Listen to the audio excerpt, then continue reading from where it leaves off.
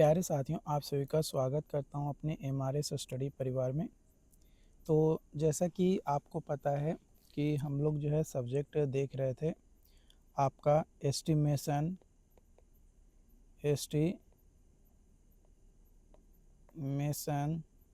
And costing. ठीक है, estimation and costing. तो ये जो एस्टिमेशन एंड कॉस्टिंग ये जो सब्जेक्ट हम लोग चेक कर रहे थे, ये यूथ कंपटीशन टाइम्स का बुक आता है स्मार्ट स्कैन सिविल इंजीनियरिंग का। तो इसमें हमारा चैप्टर्स आज हम चेक करेंगे या डिस्कस करेंगे वैल्यूएशंस के बारे में। तो सबसे पहले हम बात करते हैं वैल्यूएशन होता क्या है। तो वैल्यूएशन एक ऐसा टेक्निक होता है जिसके माध्यम से किसी भी प्रॉपर्टी का, जैसे बिल्डिंग हो गया, लैंड हो गया या कोई भी इंजीनियरिंग स्ट्रक्चर्स हो गया, एक स्टेटेड टाइम पे उसका प्रेजेंट फेयर वैल्यू क्या होगा उसको पता करने का जो टेक्निक होता है उसको बोला जाता है वैल्यूएशन। इससे रिलेटेड 2022, 19 और 21 के एग्ज़ाम्स में क्वेश्चन जो है आपका पूछा गया है। ऑब्जेक्टिव अगर देखें या ऑब्जेक्ट ऑफ वैल्यूएशंस के बारे में हम चर्चा करें तो buying and selling of property, rent fixation जो कि 6 से 10% और टैक्सेशन जो कि 14%। टैक्सेशन हो गया। जो टैक्सेशन है ये प्रॉपर्टी टैक्स हो सकता है, म्युनिसिपल टैक्स हो सकता है और वेल्थ टैक्स हो सकता है। ये टैक्स कौन सा होगा वो डिफाइन किया जाएगा as per your locations, as per your building structures, उसके हिसाब से। इसके अलावा ऑब्जेक्ट है आपका वैल्यूएशंस का security of loan and mortgage, यानी अगर आपका बिल्डिंग 5 मंजिला है तो उसके हिसाब से आपको लोन अलग मिलेगा, 1 मंजिला है तो लोन अलग मिलेगा, अगर सिर्फ ज़मीन है तो उसका लोन अलग मिलेगा। तो वो आपके प्रॉपर्टीज़ के वैल्यूएशंस के बेसिस पे आपको जो है लोन दिया जाएगा। मानकर चलो कि आपका प्रॉपर्टी का वैल्यूएशन टोटल 10 करोड़ है तो आपको 1 करोड़ या 1 करोड़ तक आपको लोन मिल सकता है। तो ये से आपका वैल्यूएशन चेक होता है। बेटरमेंट चार्जेस, कंपल्सरी एक्विजिशन और insurance and speculations etcetera. Gross income, जो टोटल इनकम रिसीव किया जाता है प्रॉपर्टी से उसको बोला जाता है ग्रॉस इनकम। जो टोटल इनकम रिसीव किया जाता है फ्रॉम प्रॉपर्टी उसको बोला जाता है gross income. Outgoings, operational cost and collection charges are not deducted in it, है ना। Outgoings, operational cost and collection charges are not deducted in it. Net income, net income, the amount remains after deducting all outgoings is known as net income of property. तो जो भी deductions, जहाँ से हमारा पैसा खर्च हो रहा है ना, जो हमें पैसा मिल रहा था प्रॉपर्टी से, टोटल इनकम वो ग्रॉस इनकम था, लेकिन जो भी हमारा आउट गोइंग डिडक्ट हो रहा है उसके बाद जो पैसा बचेगा उसको बोला जाता है नेट इनकम। तो net income is equal to होता है gross income minus out goings, gross income minus out going. Out going यानी जो भी एक्सपेंसेस हमारा रिक्वायर्ड होता है to incurred to maintain revenue of property, मैंने प्रॉपर्टी से जो रेवेन्यू प्राप्त करने के लिए जो भी रिक्वायर्ड स्टेप्स होते हैं ताकि हम उसको मेंटेन कर किए हुए रहें। जैसे मान के चलो बिल्डिंग बनाया हुआ है ना, तो बिल्डिंग बनाया हुआ है तो टाइम टू टाइम उसमें पेंटिंग करवाना पड़ेगा, टाइम टू टाइम उसमें आपको जो है क्लीनिंग करवाना पड़ेगा, है ना। आपका और भी अदर खर्चे हो सकते हैं जो आपके एक्सपेंसेस आ सकता है आपके रेवेन्यू जनरेट करने के लिए प्रॉपर्टीज़ का। तो जो भी खर्च होंगे मेंटेनेंस में तो वो कहलाएगा आउट गोइंग। तो नेट इनकम होता है gross income minus out going. Various types of out going, कौन कौन से टाइप्स है आउट गोइंग के? तो property tax, wealth tax, municipal tax etcetera, repairs, sinking fund, loss of rent और insurance, management and collection charge, electricity charge for various usages, है ना। जैसे आप एसी यूज़ कर रहे हैं, फ्रीज यूज़ कर रहे हैं, कूलर यूज़ कर रहे हैं, तो डेफिनेटली उन सभी से आपका जो है इलेक्ट्रिसिटी तो यूज होगा ही। वैल्यू, वैल्यू अगर बात किया जाए तो at present day cost of an engineering structure saleable value is called value. माने जो प्रेजेंट डे में जो भी कॉस्ट है इंजीनियरिंग स्ट्रक्चर का उसको हम क्या बोलते हैं? वैल्यू बोलते हैं। कॉस्ट, कॉस्ट क्या है? तो ये एक्चुअल अमाउंट जो इंक्योर्ड किया जाता है in producing A commodity which has same value. Same value का ए कमोडिटी प्रोड्यूस करने के लिए जो एक्चुअल अमाउंट होता है उसको बोला जाता है कॉस्ट। और इससे रिलेटेड 2022 में जूनियर इंजीनियर एग्जाम्स में क्वेश्चन पूछा है। जो वैल्यू होता है एज कंपैरिजन टू कॉस्ट, है ना, कॉस्ट के कंपैरिजन में जो वैल्यू होता है वो लेस या मोर हो सकता है और ये डिपेंड करेगा प्रेजेंट यूटिलिटी ऑफ स्ट्रक्चर के ऊपर। माने स्ट्रक्चर्स का प्रेजेंट टाइम में किस तरीके से यूटिलिटी हो रहा है उसके बेसिस पे हमारा value as comparison to the cost में बी लेस और मोर, मतलब कम भी हो सकता है और ज़्यादा भी हो सकता है। Capital cost, capital cost total जो कॉस्ट होता है कंस्ट्रक्शंस का जिसमें इंक्लूड किया जाता है लैंड और रीजनल टोटल अमाउंट जो रिक्वायर्ड होगा हमारा प्रॉपर्टीज़ को बनाने के लिए, कंस्ट्रक्शंस करने के लिए लैंड के साथ। मैंने लैंड मान कर चलो हमने 4 लाख का ज़मीन खरीदा और उस पे हम जो है 20 लाख का कंस्ट्रक्शन करके घर बनाए, तो टोटल जो कॉस्ट हो गया वो हो गया 24 लाख। 24 लाख जो है ये हमारा हो गया।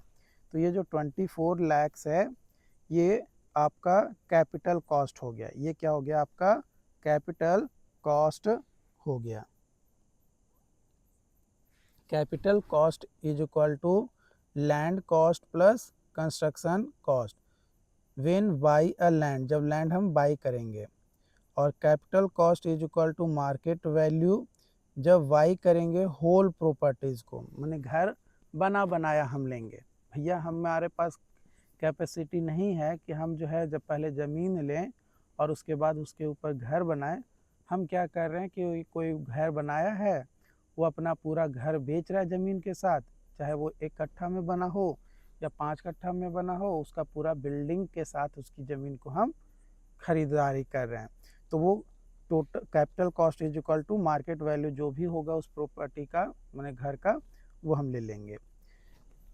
प्राइस, जो टोटल कॉस्ट होता है इंक्लूडिंग प्रोजेक्ट वो कहलाता है price. Some important definitions, book value, इससे रिलेटेड 2022, 17, 16 के एग्ज़ाम्स में पूछा है। बुक वैल्यू जो है प्रॉपर्टी का वह value during its useful life, है ना, जो यूजफुल लाइफ होता है based on purchase value and depreciation, उसको बोला जाता है book value.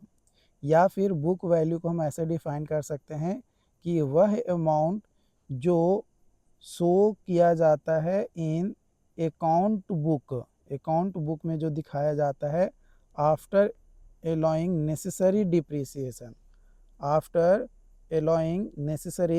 depreciation. Book value is independent, है ना, book value is independent from market value. Book value जो है इंडिपेंडेंट होता है from market value. Book value after N1 years, तो original cost plus capital cost, original cost या फिर capital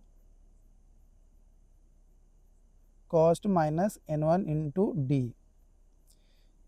depreciation D is equal to C minus V by N. Market value 2022 और 21 के exams में पूछा गया है। एक ऐसा वैल्यू प्रॉपर्टी का जो रिसीव किया जाता है किसी भी पार्टिकुलर पॉइंट पे if it kept for sale, माने कोई प्रॉपर्टीज़ सेल पे रखा गया है और उससे जो वैल्यू प्राप्त किया जाता है किसी भी प्रॉपर्टी का, तो वो कहलाता है मार्केट वैल्यू। ये वेरिएबल होगा क्योंकि ये डिपेंड करेगा हमारा बाई और सेल के ऊपर, माने कितना में बाई किया गया है और कितना में सेल किया जा रहा है, या कितना में बाई किया जा रहा है कितना में सेल किया जा रहा है, उसके ऊपर मार्केट वैल्यू जो है हमारा डिपेंड करेगा।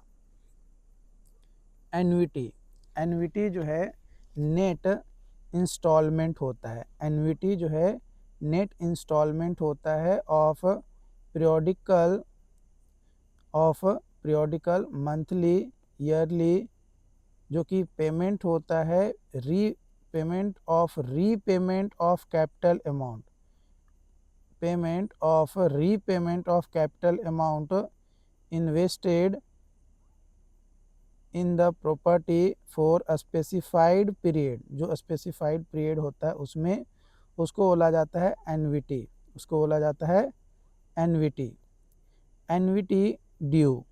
Annuity due. ये वह अमाउंट होता है एन्युटी का जो पेड करते हैं at beginning of each period of year.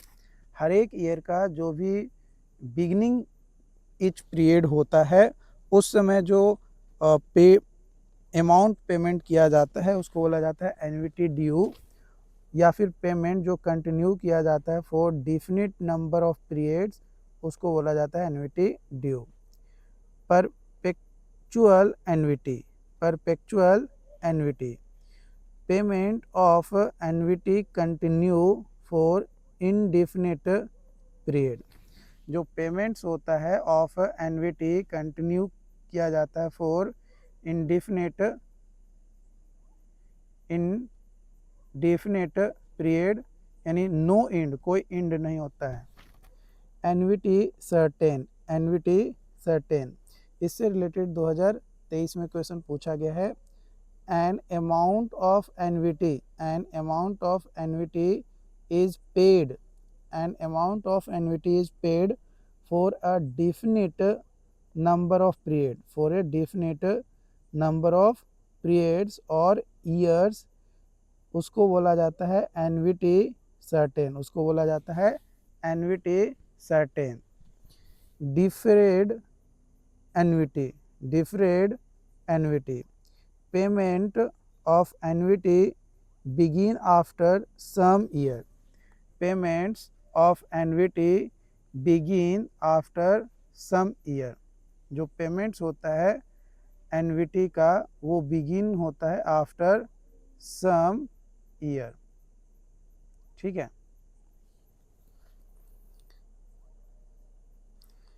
Readable value, जो रिटेबल वैल्यू होता है एक नेट एनुअल लेटिंग वैल्यू होता है प्रॉपर्टी का, जो कि ऑब्टेन किया जाता है after deducting the amount of yearly repairs from gross income. Repair from gross income. Scrap value, scrap value एक ऐसा वैल्यू डिसमेंटल्ड मटेरियल का after deduction the cost of dismantling at end of useful life of a structure is known as a scrap value or demolition value। यानी एक ऐसा value dismantled material का after deduction all cost of dismantling after या at the end of useful life किसी भी structure का, तो उसको बोला जाता है स्क्रैप वैल्यू। स्क्रैप वैल्यू का फॉर्मूला कह सकते हैं, या scrap value is equal to होता है junk value minus cost of dismantling. Scrap value is equal to junk value minus cost of dismantling. Scrap value में भी पॉजिटिव और निगेटिव। स्क्रैप वैल्यू जो है पॉजिटिव भी हो सकता है और निगेटिव भी हो सकता है। ये डिपेंड करेगा हमारा कॉस्ट ऑफ डेमोलिशंस के ऊपर कि कितना कॉस्ट जो है हमें किसी भी चीज़ को तोड़ने में लग रहा है, उसके ऊपर जो है ये हमारा डिपेंड करेगा। सैल्वेज वैल्यू, सैल्वेज वैल्यू 2022 और 21 में पूछा गया है। सैल्वेज वैल्यू वह वैल्यू होता है बिल्ट अप प्रॉपर्टी का eight the end of its useful life without being dismantle. मतलब किसी भी प्रॉपर्टीज़ जो बना हुआ तो है लेकिन उसको हम डिसमेंटल नहीं कर रहे हैं, लेकिन उसका हमारा जो यूजफुल लाइफ था वो भी हमने पूरा यूज कर लिया है, उसके बाद जो वैल्यू हमें मिलेगा वो कहलाएगा सैल्वेज वैल्यू। जो टोटल कॉस्ट ऑफ कंस्ट्रक्शंस होता है उसका यूजुअली 10% हम लेकर चलते हैं सैल्वेज वैल्यू के तौर पे। कैपिटलाइज्ड वैल्यू 2021 और 19 में इससे रिलेटेड क्वेश्चन पूछा गया है। वह अमाउंट और money whose annual interest at the highest prevailing rate may be equal to net income received from property known as capitalized value। माने वह अमाउंट या मनी जो एनुअल इंटरेस्ट के तौर पे मिलता है, हाईएस्ट प्रिवेलिंग रेट होता है इक्वल टू नेट इनकम जो रिसीव किया जाता है प्रॉपर्टी से, तो वो अमाउंट हमारा कहलाएगा कैपिटलाइज्ड वैल्यू। ये नेसेसरी होता है जानना कि हाईएस्ट रेट ऑफ इंटरेस्ट क्या मिल रहा है हमारे सच प्रॉपर्टीज़ का, और नेट इनकम जो है हमारा क्या है प्रॉपर्टी का, तो जो कैलकुलेट करेंगे वो हमारा आ जाएगा कैपिटलाइज्ड वैल्यू। ऑब्सोलेंस, ऑब्सोलेंस एक ऐसा वैल्यू होता है प्रॉपर्टी का जो डिक्रीज करता है, मतलब कम होता है इफ़ इट्स डिज़ाइन और स्टाइल आर आउटडेटेड। माने किसी इंजीनियरिंग स्ट्रक्चर का डिज़ाइन और स्टाइल जो है आउटडेटेड हो जाता है, तो जो वैल्यू होता है प्रॉपर्टी का वो डिक्रीज हो जाता है। तो ये जो फिनोमेनन होता है उसको बोला जाता है obsolescence. And reason of obsolescence होता है कि changing technique of construction, design और आइडियाज़। माने आइडिया, डिज़ाइन और कंस्ट्रक्शन का जो टेक्निक है वो चेंज होता है, जिसके कारण से ऑब्सोलेंस हमें देखने को मिलता है, जिसके कारण से हमें क्या मिलता है, ऑब्सोलेंस देखने को मिलता है। Okay, free hold property, free hold property, free hold property any property माने कोई भी प्रॉपर्टी जो कि which is in complete प्रोसेसन, complete possession होता है ऑफ ऑनर्स का, माने पूरा का पूरा ऑनर के पास में ही अधिकार होता है, तो उसको बोला जाता है freehold property. Owner can use this property in any way his like without obstruction, but he will have to follow guidelines of municipality. जो म्यूनसिपैलिटी होते हैं उसका गाइडलाइंस को तो ये फॉलो करेंगे, लेकिन वो उनकी मर्जी होगा कि वो उस बिल्डिंग का किस तरीके से यूज करते हैं, लेकिन म्यूनसिपैलिटी की गाइडलाइंस को समझते हुए। तो वो ऑनर कहलाएगा हमारा फ्री होल्ड प्रॉपर्टी, मतलब उसी के पास पूरा का पूरा अधिकार है। Leasehold property, leasehold property एक ऐसा, if property given to some person on yearly payment basis by the freehold, then this property is known as leasehold property. जो फ्री होल्डर हैं यानी जो honour हैं वो अपने ज़मीन को लीज पे दे देते हैं कि आप हमको हर साल जो है 1 लाख रुपया दे दीजिएगा और ये घर आपका हो गया, आप इस घर को जैसे यूज करना चाहते हैं वैसे यूज करिए, 100 साल तक या 50 साल तक या 20 साल तक या 150 साल तक, उसके हिसाब से आप अपना लीज एग्रीमेंट बनवा लीजिए। तो वो प्रॉपर्टी कहलाता है लीज होल्ड प्रॉपर्टी, माने उस प्रॉपर्टी को कैसे लिया गया है, लीज पे लिया गया है। और person who take the property on lease उसको बोला जाता है लीज होल्डर, माने जो पर्सन लीज पे कोई प्रॉपर्टी लेता है उसको बोला जाता है लीज होल्डर। लीज जो है आपका 9 साल से 99 साल तक का लिया जाता है in case of building. Building के केस में 9 साल से 99 साल तक का लिया जाता है लीज पे। In break-even analysis, condition for company to have profit is contribution greater than fixed cost. Contractors overhead as per latest CPWD analysis of rates has been given has been taken as 7.5%. Value of property depend on its legal control, life and locations के ऊपर। Sinking fund, sinking fund 2022-16 के exams में question पूछा गया है। एक ऐसा fund जिसमें ग्रेजुअली एक्यूमुलेट होता है बाय वे ऑफ पीरियोडिक और annual deposit for replacement of property or a structure at the end of its useful life is called sinking fund. Cost of land is excluded. Cost of land is excluded in calculating of sinking fund. Sinking fund को calculate करने में। Annual installation of sinking fund. Sinking fund का annual installation SC is equal to S into I divided by 1 plus I का whole power n minus 1, यानी I C into S, I C into S.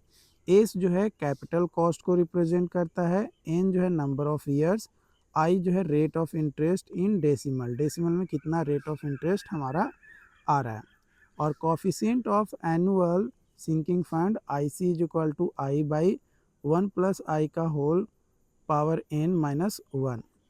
Building cost index, building cost index ये indicate करता है increase और decrease cost above the cost at certain base year. एक certain base year के ऊपर जो भी कॉस्ट इंक्रीज या डिक्रीज कर रहा है वो इंडिकेट करता है हमारा परसेंटेज राइज एंड फॉल का, तो ये कहलाता है building cost index. Years purchase, years purchase 2022 और 20 में क्वेश्चन पूछा गया है। It is defined as capital sum required to be invested in order to receive on annuity of RS1 at a certain rate of interest. Years purchase, years purchase 100 by rate of interest या फिर 100 by I. Years purchase 1 by IC plus IP. IC sinking fund coefficient और IP जो है rate of interest for years purchase. Capitalised value is equal to net income into year purchase, net income into year purchase. Depreciation, depreciation structure का after some time gradual loss होता है उसके value में due to continuous use और other reasons के कारण, जैसे as, wear, DK. तो जो वैल्यू होता है प्रॉपर्टी का जो रिड्यूस हो जाता है या डैमेज हो जाता है ड्यू टू यूजेस के कारण से, है ना, कंटिन्यूस यूजेस के कारण से वैल्यू में जो डिग्रेडेशन आता है या रिड्यूस होता है उसको बोला जाता है डिप्रीसिएशन, उसको बोला जाता है depreciation. Annual depreciation D is equal to C minus V by N. C जो है capital cost of property, V जो है स्क्रैप वैल्यू और एन जो है useful life of property in years. तो rate of depreciation based on life of structures, तो life of structures in years और एनुअल डिप्रीसिएशन पर ईयर और टोटल डिप्रीसिएशन। अगर 0 से 5 साल है तो 0, 5 से 10 है तो एनुअल डिप्रीसिएशन 0.5%, टोटल डिप्रीसिएशन 2.5%। 10 से 20 साल एनुअल डिप्रीसिएशन 3/4%, टोटल डिप्रिसिएशन 7.5%। 20 से 40 है तो 1% एनुअल और 20% टोटल। एंड 40 से 80 साल है तो 1.5% एनुअल और टोटल जो है 60%।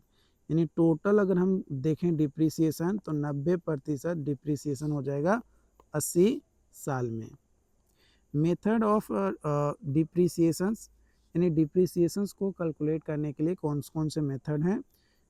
22 के एग्जाम्स में क्वेश्चन पूछा है। Straight line method, constant percentage और declining balance method, sinking fund method, quantity survey method, sum of the years digit method, straight line method. Straight line method को हम सबसे पहले डिस्कस करेंगे। तो 2022 के एग्जाम्स में इससे रिलेटेड क्वेश्चन पूछा है। Annual depreciation D is equal to original cost minus scrap value divided by life in years. तो C minus S by N, C minus S by N. Cost percentage method, cost percentage method, declining balance method. Cost percentage method, declining balance method. Annual depreciation, annual depreciation D is equal to 1 minus S by C का whole power 1/n। This method can not be used, this method can not be used when salvage value is 0। ये method हम use नहीं करेंगे कब? जब salvage value 0 होगा, है ना। जब सैल्वेज वैल्यू 0 होगा तो उस कंडीशन में कॉस्ट परसेंटेज मेथड हम यूज नहीं कर सकते हैं। सिंकिंग फंड मेथड, इस मेथड में जो डिप्रिसिएशन होता है प्रॉपर्टी का वो एज्यूम किया जाता है equal to annual sinking fund plus interest on fund for that years. तो S C is equal to I by 1 plus I का whole power n minus 1। Value of sinking fund, जो value होता है sinking fund का at end of useful life, है ना, at the end of useful life of property is 90%, है ना। The value of sinking fund at the end of useful life of property is 90%, कितना? 90% होता है। क्वांटिटी सर्वे मेथड, इस method में जो प्रॉपर्टी होता है वो स्टडी किया जाता है डिटेल में और लॉस जो होता है in value due to life wear, tear, decay, obsolescence etcetera worked out. तो ये हमारा आता है क्वांटिटी सर्वे में। ईच एंड एवरी स्टेप जो है बेस्ड होता है हमारा सम लॉजिकल ग्राउंड के ऊपर, विदाउट एनी फिक्स्ड परसेंटेज, बिना कोई फिक्स्ड परसेंटेज के, of cost of property, cost of property.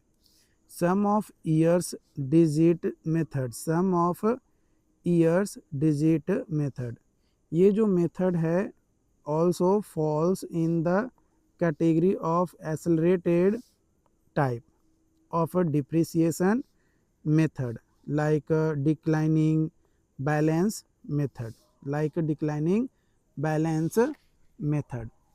Various method of valuation, various method of valuation, depreciation method of valuation।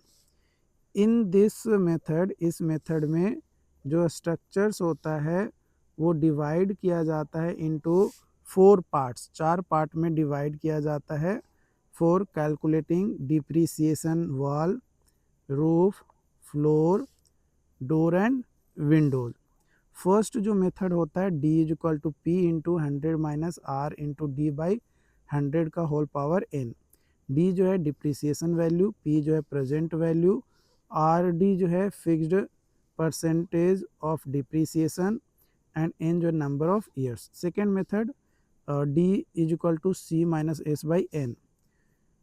दूसरा है हमारा value based on cost, value based on cost. 2022 में इससे related question पूछा है कि इस मेथड में जो एक्चुअल कॉस्ट होता है कंस्ट्रक्शन का वो पाया जाता है और उसका वैल्यूएशन करते हैं आफ्टर कंसिडरिंग डिप्रिसिएशन, डिप्रिसिएशन को कंसिडर करने के बाद, and considering the type of construction and design of construction.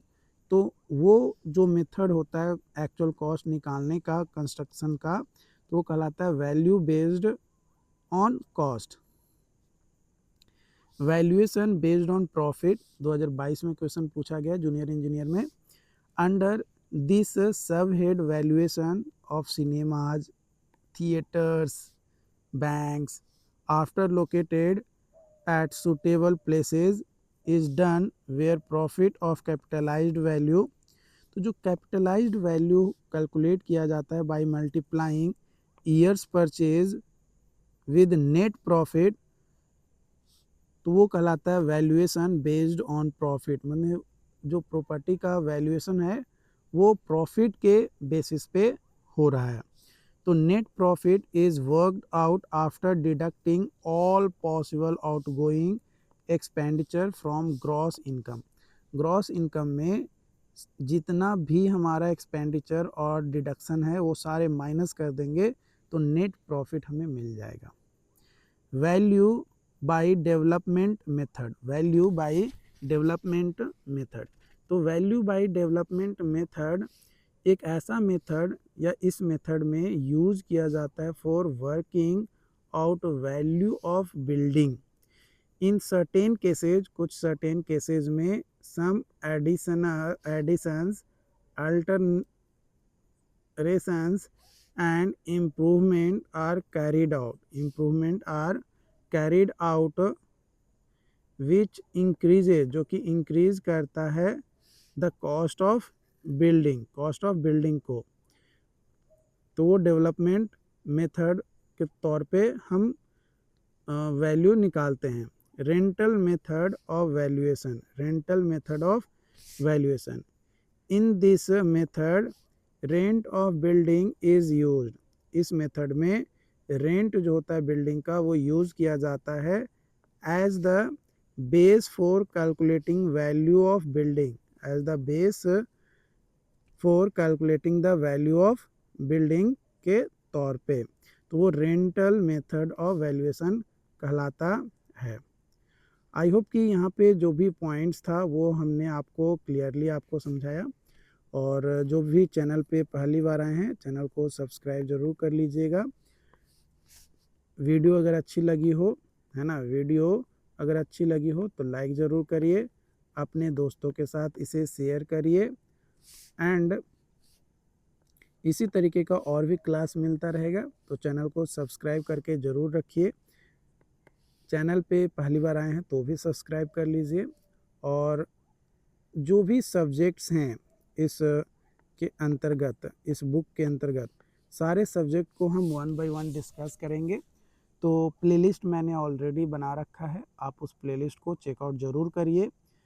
Definitely जो भी कंटेंट हम आपके साथ शेयर कर रहे हैं, ये कंटेंट आपके एग्ज़ाम पॉइंट ऑफ व्यू से काफ़ी ज़्यादा इम्पॉर्टेंट है, काफ़ी ज़्यादा